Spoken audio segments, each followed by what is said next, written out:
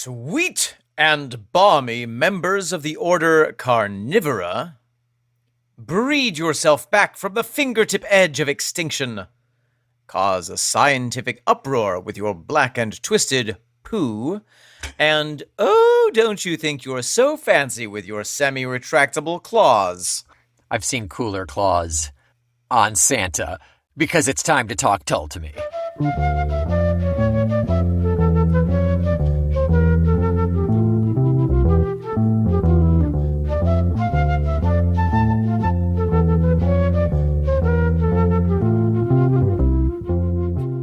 Welcome back. I am Omen Sade. And I am Nick McGill. Together we are Feckless Momes. And this, for you and for everyone, is Talk Tull to Me.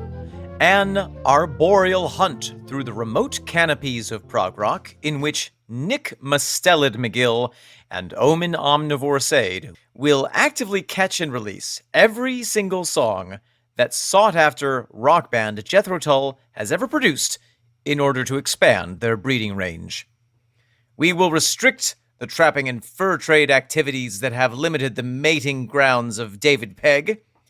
We will DNA test the scat left on stage in Northumberland to prove that it was indeed left by Marten Barr.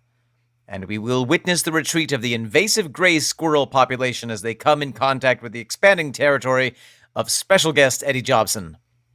And finally, we will invoke the full protection of the Wildlife and Countryside Act of 1981 to protect the glorious and shiny pelt of super predator Ian Anderson.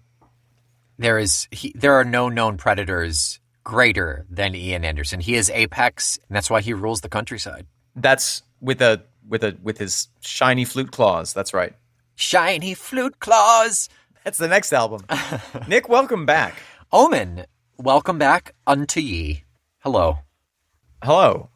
Before we dive into the episode, which is an exciting double feature, That it is. I want to tell everyone about something exciting in my life. Please do. I recently ran out of ink in one of my fountain pens and replaced the old cartridge with a cartridge of sepia ink. And boy, if you have never written with sepia ink, you have been missing out. Next, Omen's gonna move over from the recliner to a rocking chair, and then, boy, his night is just gonna be just action-packed. Have a glass of Boniva here, and it's gonna get wild. All right, Granddad. Let's get into it today.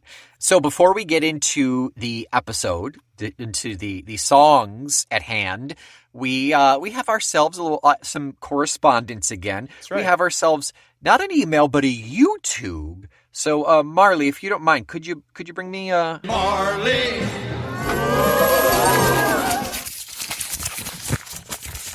Marley's off. Oh, Mary. I'm taking over his position for the week. What? You are supposed to be in Florida right now. I hitched a ride on a freight train. They never saw me. That I'm very impressed. Thank you for the email. It smells like it's been on a freight train. That's Aye. Also, you've got a nasty mole infection in your garden. My brother is a piece of shite when it comes to the moles. a mole infection? Is that? A mole infection. I said what I said. Okay, you're right. You did say that, Mary. Thank you. If you could please go tend to the moles, and if you could teach Marley when he gets back, that would be... Send me your measurements for a moleskin jacket, Master Nick. I will. I will. That explains why things are falling apart around here. Yeah, that's right. That's why you get cold at night, because you don't have anyone to cuddle at your feet. And tuck me in. Tuck you in. Tuck me in with a log. So, Nick, what is this YouTube that we have here? This is a comment on I would say, a rather old episode, all the way back to the mysterious track known as Rainbow Blue. Well, you know what they say, Nick? Everything old is new again. They do say that. Ian says that. This is from Meerset. I really wanted to include this because Rainbow Blues is one of those kind of mysterious bonus tracks, and we get some insight here. So Meerset says, "Thank you for another great Tull talk. Next to your sharp analysis, I would like to add a quote about the song from Mr. Anderson himself. Oh, lovely. Quote, Rainbow Blues is one of those few songs which is about a real occasion and person. In the mid-70s, Chrysalis owned the Rainbow Theatre in London, and I went there with Shona Leroyd as she was then. What? So a little date action here. It wasn't quite our first date, but it was nearly.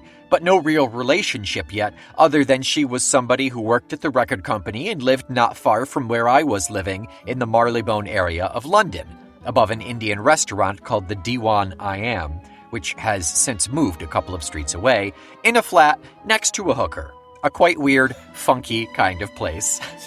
Oh. And we went to the Rainbow Theatre to see a chap who, when Shona was working at EMI, was a penniless, out-of-work, struggling singer trying to make his name in the pop world, and whom Shona knew as Paul Gadd. We went in through the backstage entrance, past the stage doorkeeper, so afterwards I fantasized a song about wooing a girl on a first proper date. So yes, we went to see Gary Glitter at the Rainbow Theatre. You didn't expect that story, eh? Oh, there's so much to unpack I know. there. So Paul Gadd is Gary Glitter, who that's his stage name. He was in the 70s and 80s, he was an English glam rock singer. Oh. And he looks pretty fabulous. He looks cool now. Gary? Gary Glitter. So the song Rainbow Blues is the fantasy first date of Ian and Shona, I guess? Question mark? I suppose so. Or it perhaps was a song about... Yeah, that's amazing. Yeah, I'm looking at the lyrics now. I'm not quite sure how it works. How it really works out, other than when the tall, dark lady smiled at me. Yeah, classic first date seeing Gary Glitter song. Yeah. I mean, that's how I wooed Raven. With the Gary Glitter concert? Yeah. Yeah, that's great. Yep. The glitter is still in your clothes. In my clothes. Thank you, Merced, so much. Great reference there. I always love those eye-opening moments, even if they leave me even more befuddled. I always love those eye-opening moments when it's for a song like that, like any of the bonus tracks off of Warchild, to be honest. They're all kind of a mystery to me. Absolutely. And for all of you out there, please keep in touch with your tales from the Tull. Please keep doing that. Now, to move on to the episode proper, I know last week that we said we were going to cram in And Further On into this episode with the two instrumentals. That's right. We have decided to And Further not. And Further next week. So yeah, we're going to do And Further On next week. I kind of lost sleep after we talked about it last week. Well, the last recording. And I confessed to Omen it very early in the morning. I sent him a text. I was like, should we break up these episodes? He's like, yeah, whatever, dude. It's fine. So I changed the Excel spreadsheet and we're good. You changed the Excel spreadsheet, Nick? Wow, you really I are did. serious. It's commitment. Well, with that out of the way, what do we have the pleasure of listening to and subsequently talking to all about this week? We will be starting with the Pine Martin's Jig, which is the penultimate track off of the album, I believe, off of A. It sure is. So it is our second to last track off of A. It is track number 9. Mm-hmm. According to my notes here, it was recorded around May 22nd, 1980 at Popley's with the Maison Rouge mobile studio. Take 6 was our master here. And who is on the mandolin but David Pegg? Oh my goodness. Yeah. You know, Nick, I wanted to share a thought that I had with you while I was running the other day. Running away from David Pegg? That's right. The thought goes like this. Ah! Why did I start doing this in the first place? No, the thought goes, I was thinking of this on my run because I was listening to one of our episodes and we were talking about how, isn't it curious that on this album, it's the later takes which end up being used for the album. Yep. Well, it occurred to me, of course that makes sense. It's a whole new group of musicians. Sure, working together for the first time, excluding Ian and Marten, who are the only people who had worked together before, and a little bit with Dave Pegg, because he toured with them. It's really a whole new group. So, of course, it's going to take a little bit longer each take to get the sound that you want. Sure. Yeah, I'm curious to go back and look at Well, I think Stormwatch was kind of rocky too during the recording. So let's go back one more and look at Heavy Horses. It was probably like first or second take. I think it'd be interesting to do a little comparison. Yeah. But in lieu of that, shall we have a listen to Pine Marten's Jig? Yeah. Yeah, let us. Pine away.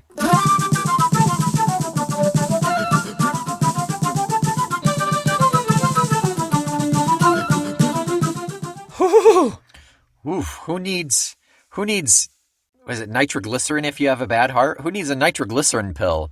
And you can just listen to that. Isn't that stuff highly explosive? It is. And so is this song. That it is. Don't drop this song on a cement floor. You'll blow it up. Yep. Goodness. Nick, some observations about this song. Are you telling me that you have some? Or Who are you? Are you requesting some? Yeah. What are your just thoughts about this song, Nick? It's a heck of a rocker. It is our most traditional sounding song off of the album. Yep. I was going to definitely point that out. It's almost an echo of the past. It's almost an echo of Heavy Horses or Songs from the Wood in terms of its style. And it's really delightful to hear that kind of stuff. And funnily enough, the element that really connects it with that is Eddie Jobson with the violin. It's interesting, yeah. It's got that flavor of the present or future, you know. It's a new paint job on an old car, is what it is. Oh, interesting. It's a new turbo in a car that shouldn't have one. That's right. Yeah, I put this turbo not road legal in a jalopy. Speaking of turbos and jalopies, last week was 4-wheel drive. I'm just thinking about 4-wheel drive. So we have 4-wheel drive, we have Pine Marten's Jig, and further on. It's an interesting progression. I feel like in terms of the B-side of this album, you know, we've had some quite modern, quite funky stuff. I feel like Pine Marten's Jig acts as a really delightful sorbet to cleanse the palate before moving into and further on, which is a significant departure from the tone of the rest of the album. So I think you almost need the Pine Marten's Jig to kind of set yourself up for something really different. I don't know if it's just because I know the progression of the songs, like I know what song comes next, so it feels like it fits to me, but it feels like it works, even though you kind of don't think it would, that such a very fast-paced, frenetic song is followed by the slowest song off of the album. It's very curious choices, but they work really well together. Well, you know, I think people like contrast. I think if you're having, you know, if you're a dessert maker, what's the rule? You always want a sponge and then something crunchy to go along with it. You don't want it to all be the same texture, or your mouth gets bored when you're eating it. If you can swing it, make a crunchy sponge, I guess. A crunge. A crunge, everybody. Everybody crunge. But I agree that I agree with whatever you said when I wasn't listening, and I agree that this song works super well in this slot on the album, and I'm delighted that it's here. I think the album is better for it. Yes, I agree. It is that departure of sound, like you said, and it's that contrast not only between and further on and this song, but of the album as a whole. It is such a very unique sound between these two, this one and next week's. It's such a very unique sound between those two compared to what we've heard throughout. It's nice. Indeed. It's nice. Nick, tell me, what is a Pine Marten? It's when Martin Barre really wants something so much. Yeah. He just won't stop looking out the window. He pines for it. Yeah. So funnily enough, there are Martens both in North America and in Europe. He does tour over here, yeah. It's a mustelid, so it's related to ferrets, weasels, stoats, other things that I'm forgetting. But significantly, it has semi-retractable claws, allowing it to go up into trees. whereas most ferrets, stoats, weasels, and things like that can't climb very much. Are their claws are not retractable at all?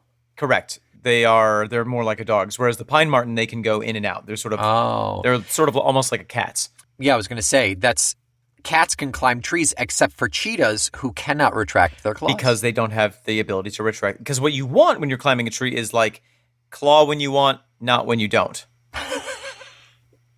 It's good to have the option. Yeah, absolutely. Yeah, you don't want to be stuck all the way one way or the other. Always go both ways is something I've learned in life. I like it. It's great. So the pine marten hunts arboreally in trees. Its diet consists of birds, frogs, eggs, little mammals, the occasional nut, fruit, a little bit of honey. And they, interestingly, during the time when this song was written, their range had really retracted. They once were very common throughout the British Isles. Around the early 80s, they were endangered because their fur is highly prized in some areas. Sure. Because if you look at a picture of them, you just want to cuddle it. You want to cuddle it, and if you can't cuddle it, at least wear it as a coat, I guess. Exactly, because they are not very cuddly by nature, I think, because of the aforementioned semi-retractable claws and arboreal lifestyle. Yeah. So it's the human's fault. Like, we need to adapt to a semi-arboreal lifestyle, and then we could cuddle a pine We should grow our own fur.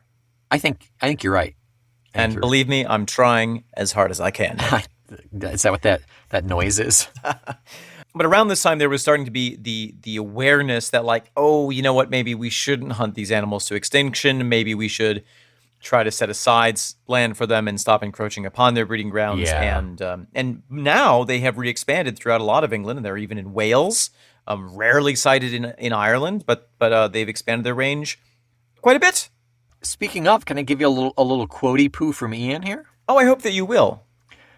Commence quotey poo. So he says this is quite tricky to play for everyone, obviously. But when he was asked, what are you trying to invoke by the terms of the how the instruments are being played, the instrumentation, he says, this is a quick darting movement.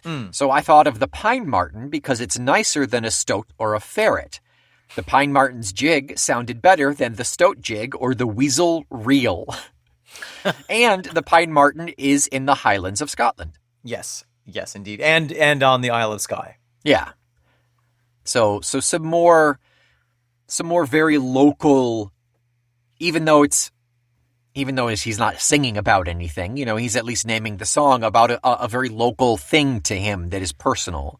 Well, and how lovely. How often in rock and roll do you get this kind of memodynamic approach where it's like, I'm thinking of this quick darting motion almost like a native mustelid, such as a stoat, a weasel, or a pine marten. Let's create a song that will encompass and develop those motions, that natural movement in rock music. Yeah, what came first? Like, we're doing a Jethro jig. Tull or the pine marten? It's debatable, actually. Yeah. There are two camps, Flat Earth and Pine Marten. But like, did they say, oh, we want to do a jig, let's shape it this way, and then it fell into the Pine Marten thing? Or did he see a Pine Marten? Or did he just have the idea to do something this quick, this frenetic, then he decided, oh, let's do a jig? Who Let knows? me just check. Actually, this is interesting. This is the only track on the album that is credited to a pine marten. Yeah. Okay, so credit where he credit talked. is due. He talked to a pine marten about this. But I do think it's interesting. Even perhaps Ian would disagree with this, or would have disagreed with this at the time. But I think it does fit into one of the broader themes of Ian's life's work, which is conservation and environmentalism. Just an awareness of your surroundings and the consequences of living in an area where you have an effect on your environment. Absolutely, and an appreciation for the mysterious creatures of the world around you. Yeah, it's it's so funny thinking about, like, really any time I've ever seen an interview or heard an interview or even heard Ian talking, it's always so, like, kind of clipped and reserved. So to think that there's anything that he's, like, really passionate about to, like... Still waters run deep. Yeah, it's got to be it, that he's clearly driven by things. We know that. We know we've got plenty of lists of things that he's passionate about, but there's still a disconnect whenever I think about, like, I want to see the subject that makes him get impassioned. Well, and I think that his passion comes through in his performances. Sure. Yeah. Yeah, he reserves it for that. Somebody, I forget who it was. Maybe it was Chaplin. I always bring up Chaplin. But somebody said, oh, well, we want to really get to know you in this interview. And he said, well, if you want to get to know me, just don't interview me. Just watch my films. Huh. Yeah. And it's that same sort of thing of, like, I already have told you who I am. Right. Yeah. That is who I am. Do you want to know my favorite Chaplin quote? Sure. What is it? Oh, hilarious, because he's a silent actor. That's it, yeah. Very, very funny. I thought you were going to say, I swear, officer, she said she was 16. That's funny, too, yeah. Mine was a little cleaner for the family audience, but... Yep. So we know what a pine marten is. I think it's time we talk about what a jig is. Yeah, so a jig is, amongst other things, there are multiple definitions of a jig. But if we go to the website of the Royal Scottish Country Dance Society, yeah, it defines a jig as a quick, lively dance tune with a 6/8 time signature and played in compound time. Okay. Yeah, I see it could be 12/8, it could be 6. So a double jig is 6/8, a slip jig is 9/8, and a single jig is 12. It doesn't make any sense, but yes, it's a dance tune, it's a country tune. It was wildly popular in the 16th century in the court of Elizabeth I, and it has enjoyed a longevity not enjoyed by many other dance forms, I would say. Except the Dougie. Except, indeed, the Dougie. However, this song is not what I would call a traditional jig, because the time signature is all over the place. I don't know what the time signature is, or even if it has a resting time signature. It really seems to go in and out with lots of different switches and accidental measures. Yeah. And the effect is, as Ian said, difficult to play and a delight to listen to, and not unlike a weasel running through the trees. A tree weasel. A treasel. I think that brings up a really good point that I wanted to go back to. You gave us, like, the definition of jig. I think it's kind of expanded to be a more general term here at this point. That anything that's like that really quick, frantic, you feel like your feet are tapping. A quick and lively dance. Yeah, exactly. Quick and lively weasel. I should hope so. Yeah. A lethargic and oozing weasel. A stoat played in 6/8 time. Your classic 6/8 stoat, yeah, of course. So shall we actually talk music on this? Yeah, I think so. I mean, specifically, we have, as we've mentioned, we have some more traditional uses of instruments. Uh-huh. The mandolin. We have the flute kind of playing the role of the traditional penny whistle. Yep. Type instrument. We have the violin, really in a delightful register for this song. Yeah. Eddie Jobson is really tapping into the feeling of traditional fiddle playing. Even in his updated modern way. Yeah. Yeah, we also see the instruments. It's very quick, but we do see the instruments get layered in, like we're accustomed to with Tull. And they all take a little turn. Yeah. Which is traditional in this kind of format where you have, and now the mandolin comes in for a couple of measures, and now the violin comes in for a little bit, and then the flute. Yeah, I think And we have a layering of these instruments a couple of times. I think I hear either a second flute or a piccolo. I'm not sure. I think I hear 2 mandolins. It was very hard to tell. There's a lot going on. It's hard to dissect it listening to it. I'm pretty sure I hear another violin as well. One is the Eddie, like, oh, that is clearly an electric violin. But one is a little more reserved. It doesn't sound so synthy. It's almost got a fiddle sound to it. It could be that it's the same electric violin on different settings. That's my thought, yeah. We also know that he has more than one violin. Yeah. And I don't know if I mentioned the drums. The drums come in, they're really solid and strong in this. But the thing that stands out to me in this is the bass. The bass is really incredible. Yeah, I think that this is so bassy. This is the first time in this album where I'm like, oh, that's David Pegg's sound. Yeah. Like, that's where I'm hearing him come through his bass the most. And maybe he was just letting loose a bit. This, aside from when, like, Marten comes in and melts your face off. Which I want to talk about in a second. Yes.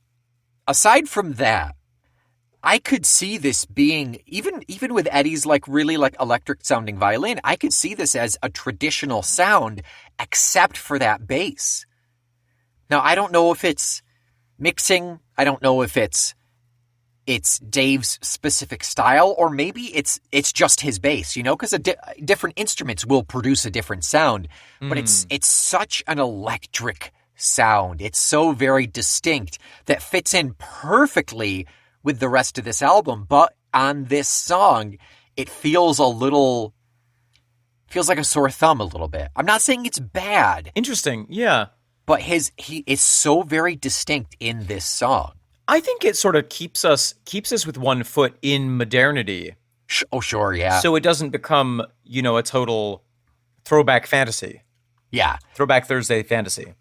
I think that's pretty valid. I think that's pretty good. I don't think it was a mistake. I don't think it was coincidence. I mean, I think there's reasoning behind that of having it so bass forward, so heavy, with that really distinct sound that Dave has. I also wonder, and we obviously don't know, but yeah. Is there a difference between the original mix of it and the Steve Wilson remaster of this track in terms of the bass heaviness? Or does it come down to our specific headphones? If you play in a car, might it sound differently? Yeah, that's interesting. Yeah. Was this engineered for sound producing devices that they had at the time? I have the original album, and I have the Steve Wilson remaster album. I should go listen to them. That's a really curious thing. You should put them both in a room. Yeah, okay. Play them at the same time. Okay. Attach to each of them a weasel. Yep. Have the weasels fight to the death. Okay.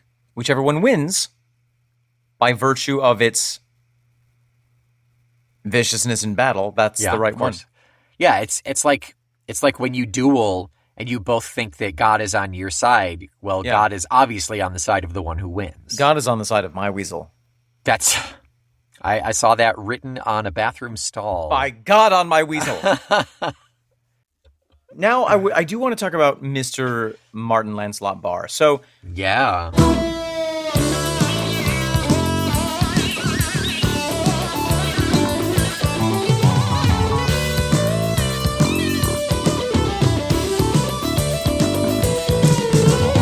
I never realized, Nick, until today, because spelling is something that I don't have a particular interest in. It has been a thorn in my side ever since I was aware of its existence. Uh-huh. Yep. I didn't realize that there was a difference in the spelling of Martin and Martin. Yeah. Yeah, whenever I spelled it in my notes, I spelled it as the name, as T-I-N, Martin. Yeah. So Marten Barr is spelled M-A-R-T-I-N, and Pine Marten is M-A-R-T-E-N. Right. Because it comes from the Latin martes. Right. It is the martus martus, which means the smartest Martin. smartest. The smartest. But even so, is there not a bit of a tongue-in-cheek double entendre that this is the Pine Marten Bar's jig or Martin's gig. I want it to be. I think it is, because I think that of all the instruments, Marten is the one who lets loose the most in this song and has the most out front time.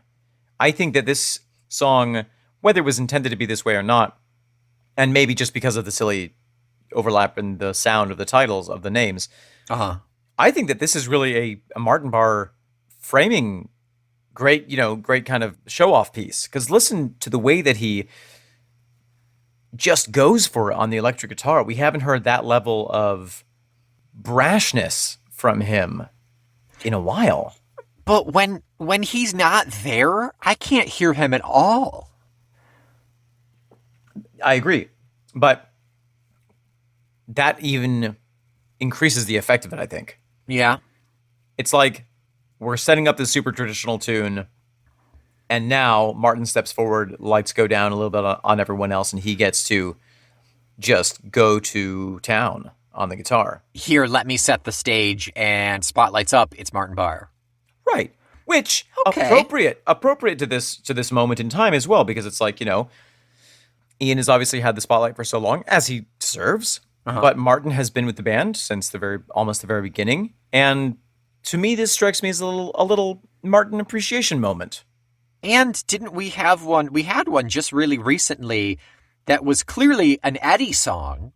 Absolutely. So maybe that's what we're seeing here. And with traditional music, that this is referencing, there is, whenever you see like a live jazz band or something like that, not that that's, I guess that's traditional music as well, but, if you go and see any kind of a live band that's playing in any kind of a format, that's not like a rock band, basically.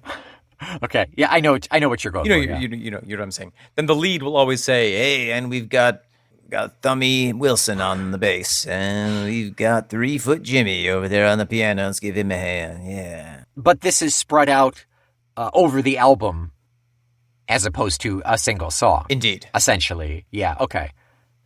Fun fact: the name Marten is probably a shortening of the obsolete Martinet from French. Oh. Saint Martin of Tours, who is celebrated at Martinmas. Martinmas. When is that? That's lovely. Martinmas is November 11th, St. Martin's Day. Wow. That's great. Well, yeah, I think of St. Martin in the Fields. That's a church in England. Oh. There's an island called Martinique, I think. Mm-hmm.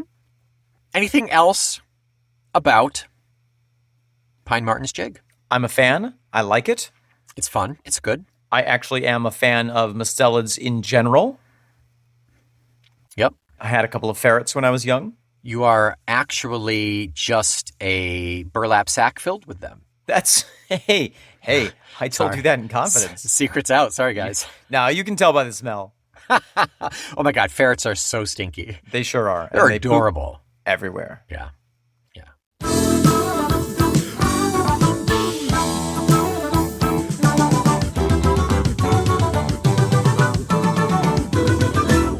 Nick, what is the next prey which we will drag wriggling down to our burrows and consume? We will consume the only bonus track off of this album. It is Loch Coruisk. Was that offensive? I'm sorry. Is it actually Loch Coruisk? No, it's Coruisk. Oh, Coruisk.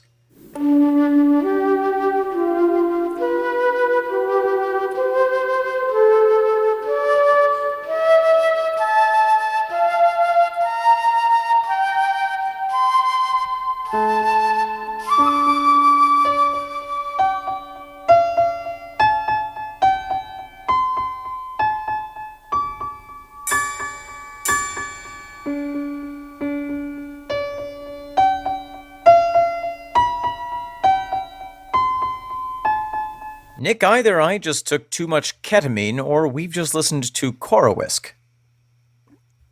They are not mutually exclusive, Omen. That's true. But these days, I like to do just one or the other. One or the other. That is a 6.5-minute song. Wow. That is, correct me if I'm wrong, that's a new song for you? I've never heard it before. So in that sense, it is a new song for me. I get so crystal Thank you. Every time I forget that exists, Yep. and every time I'm delighted. It's been a long time since we had one of these, so I wanted to make sure I got it in there. So, Nick, how long have you known about Coruisk? How long have you listened to it? I mean, I knew when it was released. I think it's been 2 years now at this point since the remaster of A came out. But before we approached this album, I didn't really like A. Sure, I remember that. So that one single bonus track was not enough to have me keep going back to it. Right. So I listened to it, but I think I've only heard it like 2 or 3 times before this. And this is certainly the first time that I've heard it with the really good headphones, so I could be like really immersed in it. Yeah. So what are your first thoughts?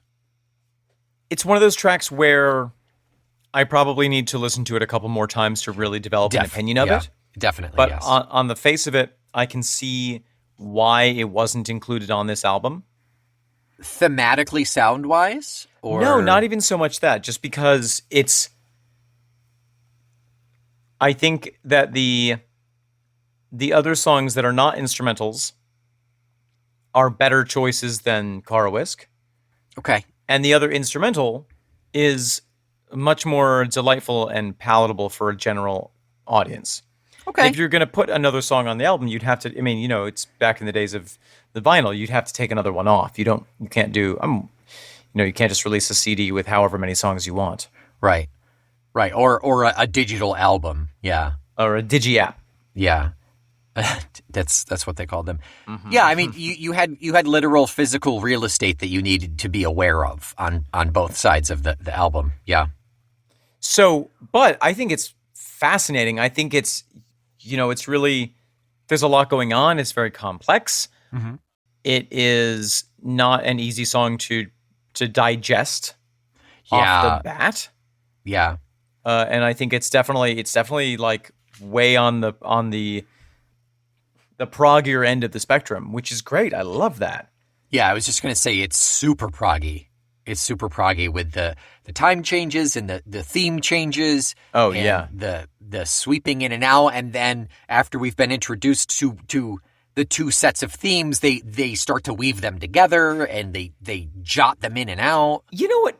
Okay, so let's pull back for a second and acknowledge that Coruisk is a place on the Isle of Skye that we will undoubtedly talk more about in a moment. Yes. But just knowing that it's about a place, this song strikes me as...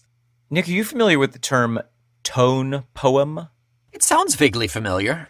So tone poem is a form of orchestral music.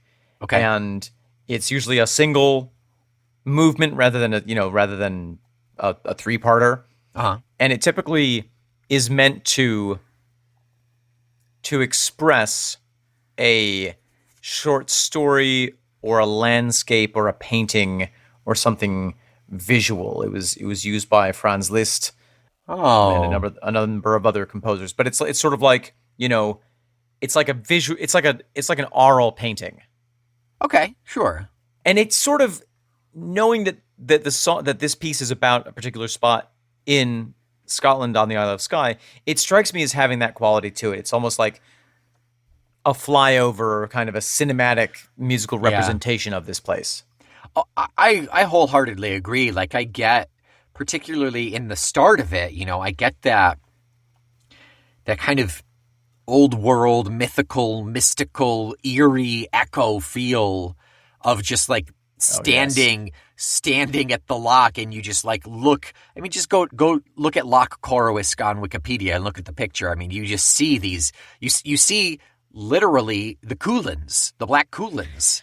Right. So for those of you who haven't spent the last 15 minutes frantically Googling, Loch Coruisk is a lake on the Isle of Skye in Scotland. It is one of Scotland's most inaccessible lakes, one of the most remote lakes, which is saying something. Yeah. And it has no roads that lead to it. It does lead into the sea, so it's a freshwater lake, but it then drains into the sea, so you can actually sail into it from the sea, I believe. Right. I think you have to navigate a small river. Accessible by boat from Elgol. Or on foot by the Sligacon. Right, which is like almost a 10-mile walk. Yeah. Part of the path is called the Bad Step. That's a really big step. And it's all bad. It's all bad. Coruisk means cauldron of waters. Uh-huh. Lovely. Very cool. Very cool. A little bit of callback to previous album. Loch Coruisk is reputed to be the home of a Kelpie. It sure is. How exciting. And reading the descriptions of it, it does seem to be one of those places that, partly due to its remoteness, but also partly due to the sheer impressiveness of the natural landscape, kind of casts an awe onto the people who witness it. Yeah. And strong feelings are often translated into mythical creatures. Beautifully put. Absolutely. You got to explain it somehow. And more often than not, it wasn't just a matter of, wow, that is just epically gorgeous. It was like, oh, there's something in the water. That's right, in our minds. How many times have I cursed the horny weasel? The Pine Marten, yeah. The Pine Marten of lust. We have some quotes, some quotes from literature. Okay. Should we read them? Sure. About Loch Coruisk? Oh, yeah, those too. Oh, okay. Is this from your autobiography? Yes. The sex weasel. How semi-retractable its claws are. Sir Walter Scott visited in 1814 and wrote, "Rarely human eye has known a scene so stern as that dread lake." We should find out if Walter Scott's English or Scottish. He's Scottish. Oh, thank goodness. "Rarely human eye has known a scene so stern as that dread lake with its dark ledge of barren stone." That sounds suitably awe-inspiring. Yep. Lord Tennyson, who was English, said, "Loch Coruisk, said to be the wildest scene of the Highlands, I failed in seeing. After a fatiguing expedition over the roughest ground on a wet day, we arrived at the banks of the loch and made acquaintance with the extremest tiptoes of the hills, all else being thick, wool-white fog." Ooh, and you don't want to go walk in the Scottish Highlands in the fog. Well, and I think that the fog is relevant to some of the structure of the song itself, and that's why I wanted to read those quotes. Okay. Thinking of it as a tone poem, whether it is or not, right. I think taking that approach, if you take some of these visual elements that we've already heard about from classic literature, this dark ledge of barren stone, sturdiness, dread, thick white wool, fog, roughest ground, extremist tiptoes. I mean, it's all the language being used is hyperbole. Yeah. Yep. And the song itself is hyperbole as well. That first section, or is hyperbolic, you could say. That first section is, as you described, so light and mysterious and sparse, and uses just a little bit of disharmony.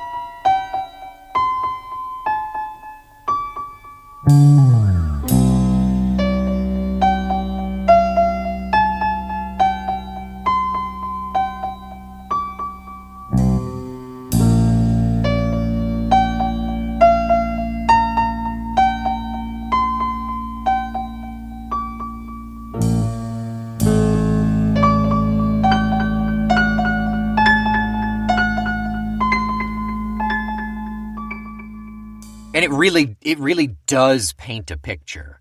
Like tone poem is perfect for this song. Yeah, it gives you a feeling. It gives you this feeling of, what is this space? Kind of the awe of it. And then when the rock section drops in, that's where I get maybe it's a bit too obvious, but like, the Coolins and these extreme craggy lifts of rock and the danger. People who've written about it describe the a feeling of being physically in danger by visiting it because the ground is just so treacherous. And ooh, yeah.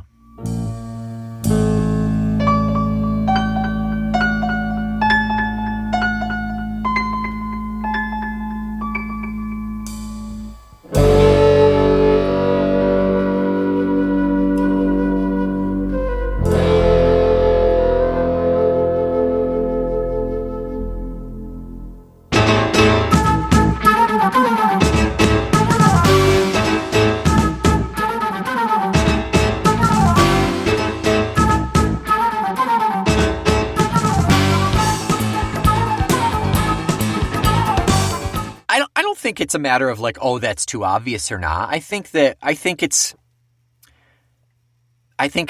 spot on, and I think it is perfectly illustrated by the music that they created.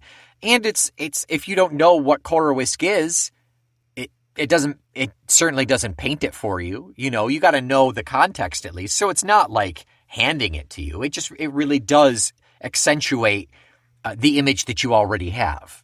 Speaking of paintings, a number of paintings have been inspired by the loch. The loch has been painted by, which Turner is that? Tina. Oh, yeah. By William Turner, one of my favorite British painters. Okay. Richard Percy and William Daniel. And you can see why. If you take a look at any of their paintings, it's like a cool scene. It really does look like something out of the Lord of the Rings or something like that. It's a very extreme landscape. Funny you say Lord of the Rings. That first minute of just the flute just echoing, Yes. reminds me so much. And I know I just mentioned this a couple episodes ago, but it reminds me so much of the opener to the Rankin Bass Hobbit. Oh, yeah, totally. This kind of, they do an occasional piano or... Bilbo Baggins? Yes? I am looking to hire a burglar. Burglar? I'm afraid you've come to the wrong place. Beneath his feet, beneath the moon. We must away ere break of day. Could you imagine how cool it would have been if Peter Jackson had read our strongly worded letters and contracted Ian Anderson to compose all the music for the Lord of the Rings trilogy cinematic version? Oh my gosh. I would love for that to have happened, but we've seen a serious track record of Ian being even considered to do a song for something, and he never gets it. Botanic Man. Oh, there was another one. Oh, Coronach was for the BBC. I think there was a couple more. But anything that he did outside of Tull just didn't go anywhere, and I really wish it had. It's not too late. It's not too late, Ian. A Feckless Momes production of The Lord of the Rings featuring the music of Ian Anderson. Oh my God. That is a cornucopia of bad ideas. Never has so little been spent by so few on such a poor idea. Okay, so we start with piano, we get into bass, flute, electric. It opens up instantly after about a minute. Then we get into a time where it slows down again, and we get introduced to the second of our themes. That first opener isn't really a theme, I would say. So we go from the slow startup first theme, which is the crazy hectic.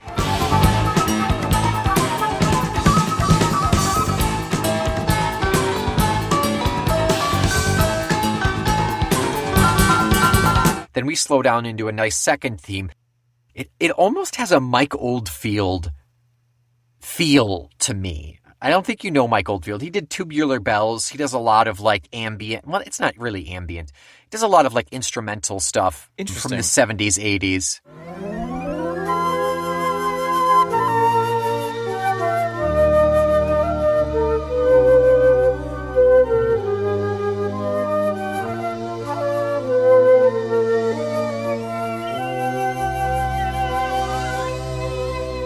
Well, You know what I did notice in this song was the use of the marimba. Oh. Or some kind of a struck bell sound. Oh, yes. I think it's like a sleigh bell.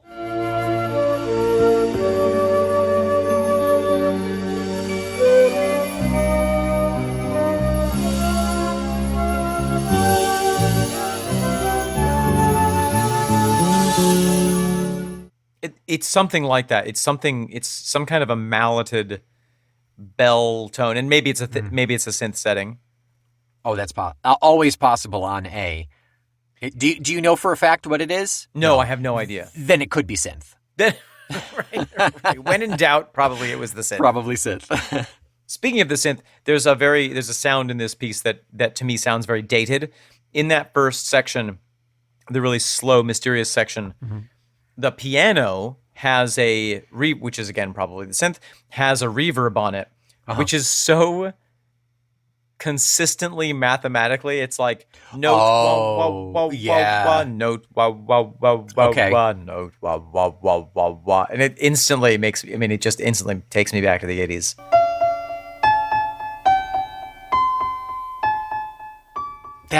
I never thought to dissect it so precisely, but that's a really interesting point. Because, the reverb is intended to mimic the natural vibrations of sound in a space. Right. And it's in no way is it perfect like that. Well, unless it's pretty close, but unless you're playing in a dome, Right, exactly. So at the time it was, it's just kind of a funny thing. Yeah, manufactured hollowness. Yeah. The thing that strikes me so strongly with this song is the contrast of, we were talking about contrast in the last song, but the contrast of the really quiet, mysterious sections with those extremely frenetic other sections, almost like a stone rolling down the hillside of a mountain, where it's rumping off of things. It's like a washing basket full of weasels dumped down the stairs. You just, it's completely so much going on, so much movement. No turning back. You might as well just move out. You might as well move out. You got an infestation of weasels. You'll never get all those weasels back in the basket, as they say. I proposed to my wife with weasels, and they are still in my clothes. That's it. Was it worth it, though? Oh, yeah. Yeah. Would she have not accepted had you not used a weasel? I was thinking about going the lower cost version and using stoats, but it's gonna be a day you remember forever. So I sprung for the weasels. She'll know the difference. Oh, yeah. She'll know you didn't and foot if the bill. she won't, her friends will. Sounds like a diamond ring commercial. Yeah, that's right. Wow. Nick, anything else to say about Coruisk? No, I think I enjoyed it more than you did. It may be because I've heard it a couple of times more, so I wasn't going in completely like out of nowhere. You could tell that I faked it. Yeah, I could tell. It was just heavy breathing. Yeah. But it was... I do like the song. It's a lot of fun. And it's a lot of fun in the sense that it's like they played the Pine Martin's jig, but in the style of A, almost. That's interesting. Yeah, in a way, I think that Pine Martin's jig is a better fit for the album. I agree. Because Coruisk is so much like the rest of the album in a way. Yeah, it's more of the same, sure. And it, just by virtue of it being instrumental, does not make it different enough to be that palate cleanser that you were talking about earlier for Pine Martin's jig. Right. Yeah.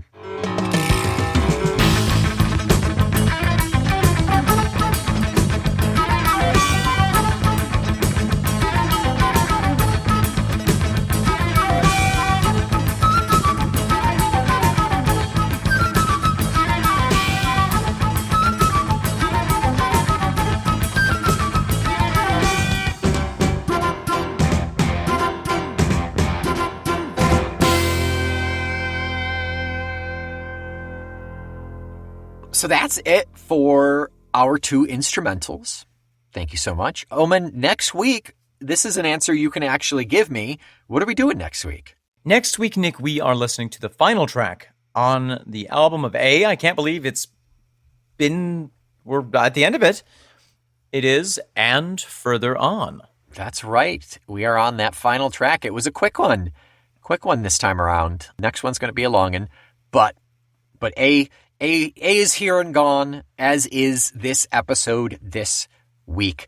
Until next week, you can do a jig right on over to Patreon and drop us $5 to get access to bonus episodes and the Discord.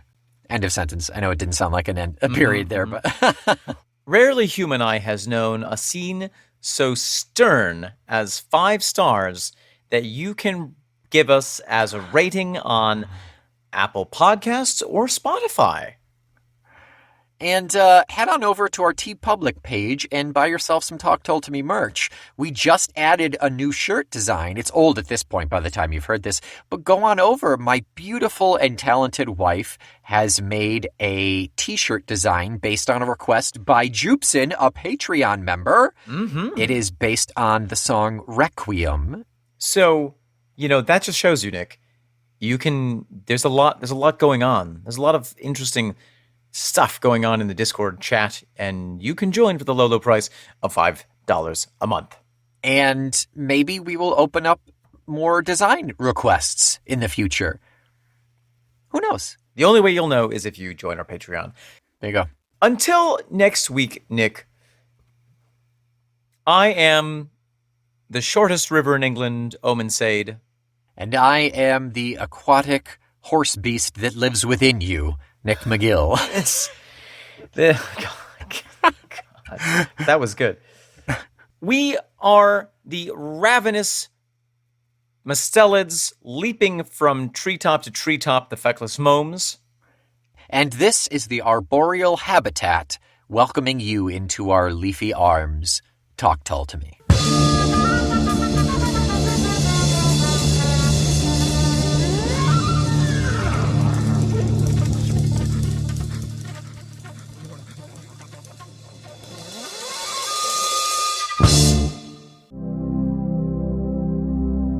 Angus, thank you for meeting me here. I really want this date to be perfect. Aye, well, you come to the right place by coming to Coruisk house. I'm a bonny laddie. Your lassie's a lucky girl to be marrying you here, and you couldn't ask for a nicer wedding than here, in the fabulous Loch Coruisk. Tell me why it's such a good place to have the wedding. I mean, I see a lot of fog. I smell the sea. Paint the picture for me about how beautiful this place can be. Let me tell you the number one reason. I look deep into your eyes. Please do. Oh, your eyes like 2 pools of liquid. And I see in them that you probably hate your parents. Well, that's true, probably for most people from my generation. But yeah, I could see that. But what's that have to do with my wedding? No one over the age of 40 can get to Coruisk without breaking their legs. Oh! It's sheerly parent-proof.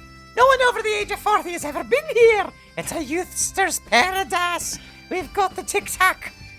We've got pop rocks, imported fresh daily from the Highlands. Oh, that's brilliant. That's brilliant. I love it. Do you know who got married here? Uh... Britney Spears. Was it really? I never would have guessed. Ah, you can see her handprint on the coolins right over there. The dent of the rock is where she dropped her baby. So, if I decide to have the reception here at Coruisk House, what's the type of food that we can have for the reception? Oh, well, I see by looking at your crop top that you're a man who likes to keep trim. Aye. No worries about fattening up the married couple here. You get rock bisque with rock pepper, rock sourdough, rock juniper, and rock pear for dessert. It sounds like it'll be a bit difficult on the teeth. You're saying rock, right? Oh yes, no one ever eats it. It's all rocks. Oh, okay, all right. But with enough whiskey, you won't mind. Oh, do you have whiskey from perhaps a nearby distillery? Let me tell you a little secret, my wee bairn. Tell me.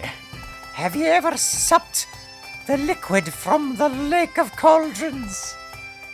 can't say that I have. Taint me water now, me bully boy. Tis the water of life itself. Tis aquavit. Tis all whiskey. That sounds very detrimental to the wildlife, but it sounds like a great time. I know I look like I'm 70 years old, but I'm only 17. I don't know what that's supposed to mean. Are you trying to convince me? One sip will age you 10 years. I'm starting to rethink it. Two sips will take you back round to when you're a baby. Okay, perfect. Angus, you've sold me. I'd like to book my reception for my wedding here. Now, before you get into your sporran and give me your gold pieces, I've got to warn you of the ancient legend of the loch. Do tell me. Well, you know, that Brit Tennyson, damn him, came here once and fled in terror for his life, and his hair was said to have turned white after that day. And do you know why? What he wrote backwards with his left hand in his most private journal in invisible ink made out of his own urine. I can only begin to imagine. What is it, Angus? Tell me. He looked deep into the lake, and he said, "By the very gods themselves, I do declare that Tull to me is a proud member of the Feckless Momes Audio Network. Ha! 'Tis I, the Kelpie! Ow, ow, ow, ow, ow.